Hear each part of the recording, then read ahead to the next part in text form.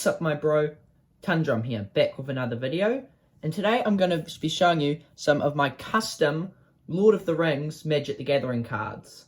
Now, about a year ago now actually, I thought it would be a really cool concept to have custom Lord of the Rings Magic the Gathering cards for me and my playgroup to use in their commander decks, and I kind of just kept it to us.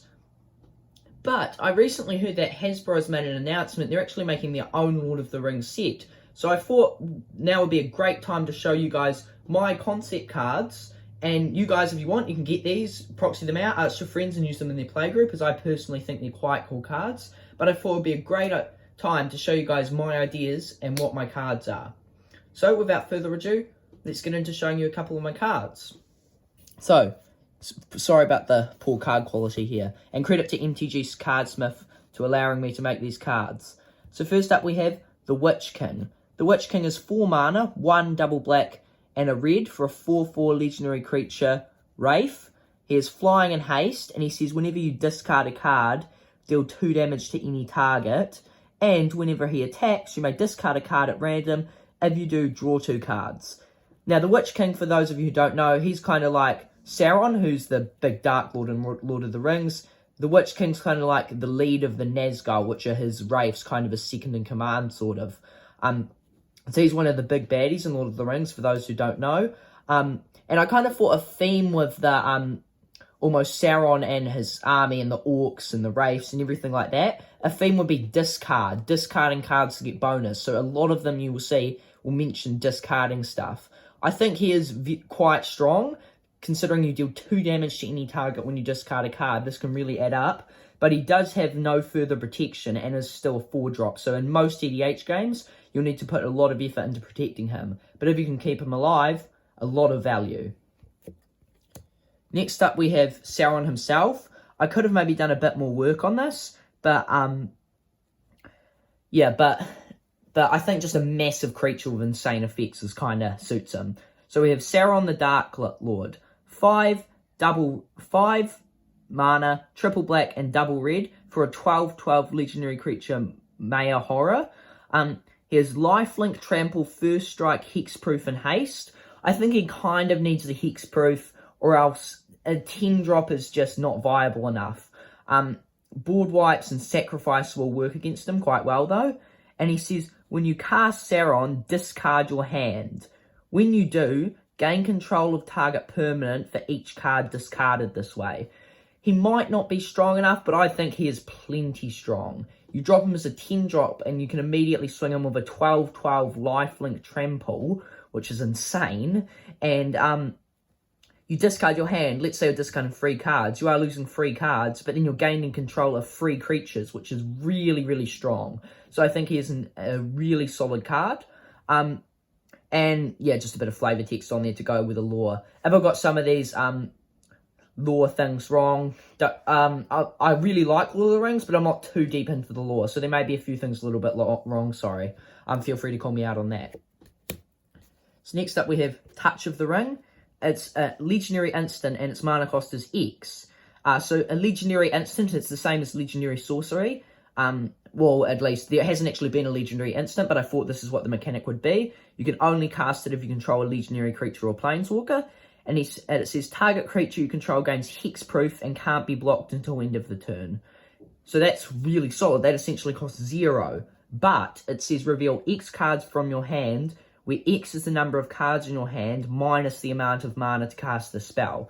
So theoretically, you can play this as a 0 mana target creature you control gains hexproof and can't be blocked this turn, which is really nice. But you will then have to reveal your hand. But if you have a bit of spare mana to invest in, you can keep 2 or 3 cards, if not more, in your hand still secret of them. So I quite like the versatility of this card. I have probably pushed the power level on all of these quite high. They all seem like really viable cards. But that's kind of what I wanted to do with them.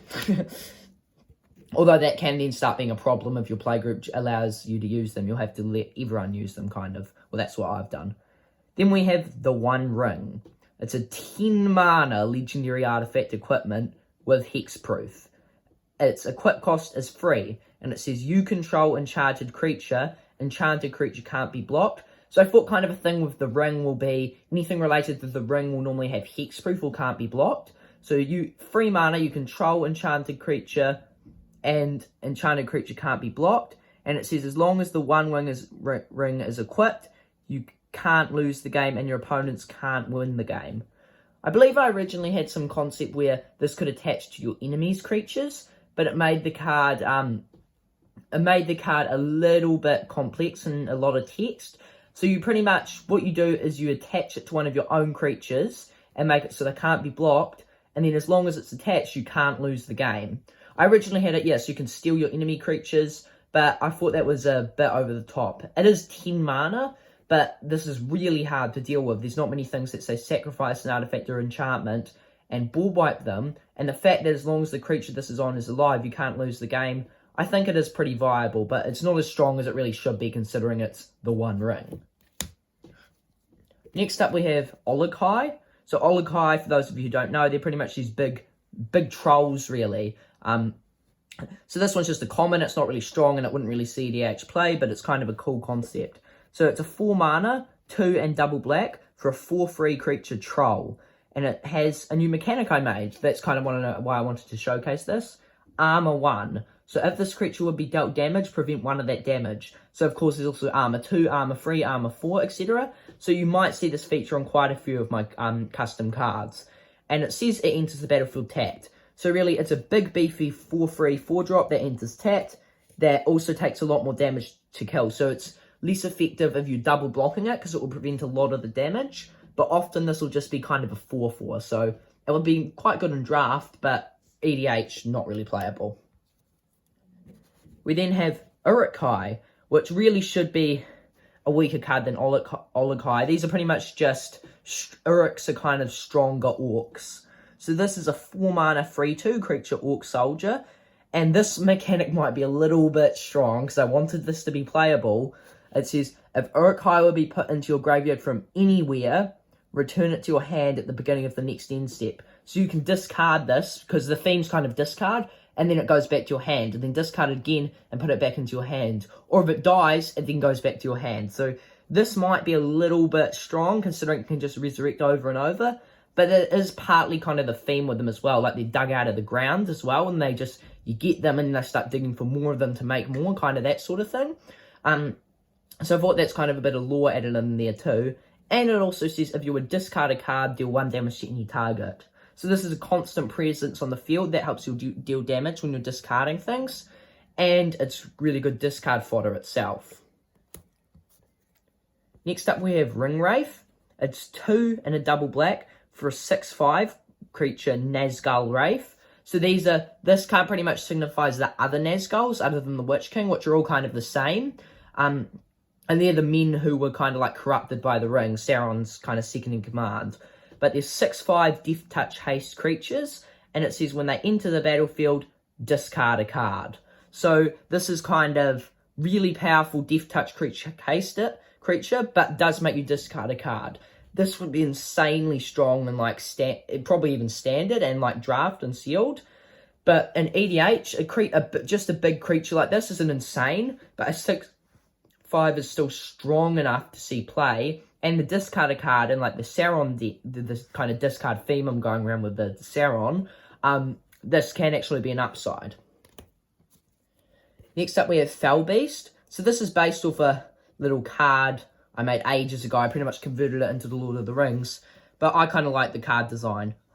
It's 2 mana, so a black and a red, for a 3/3 creature, Drake Beast with flying. And it says at the beginning of your upkeep, you may have Fellbeast get -X plus X until end of turn, where X is its power.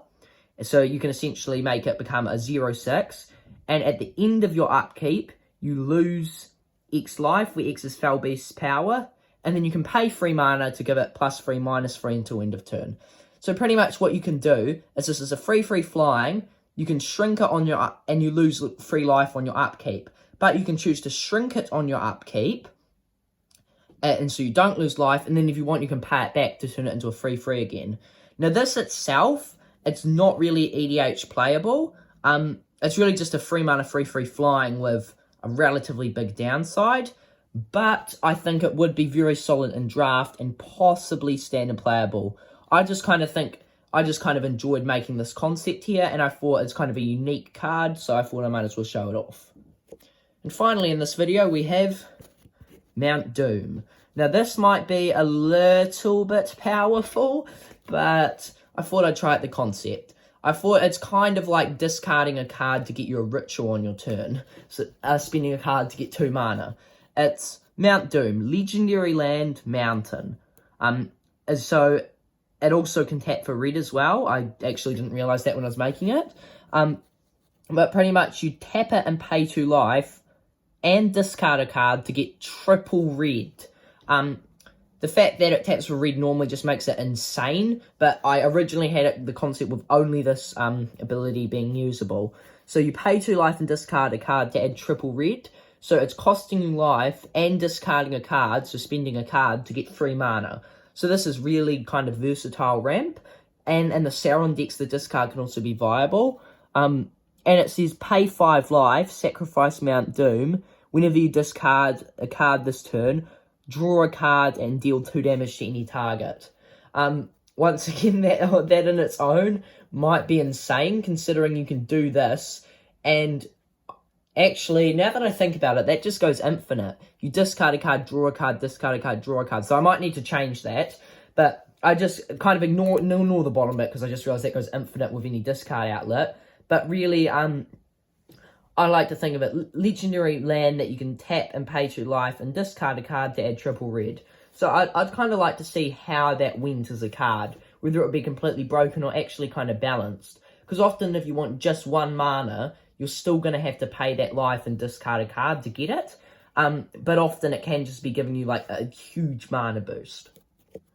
But no, those are some of my custom Lord of the Rings cards. I'm hopefully going to do another episode where I showcase to you guys some of my other cards. But no, if you enjoyed, make sure to smash down that subscribe button and leave a like.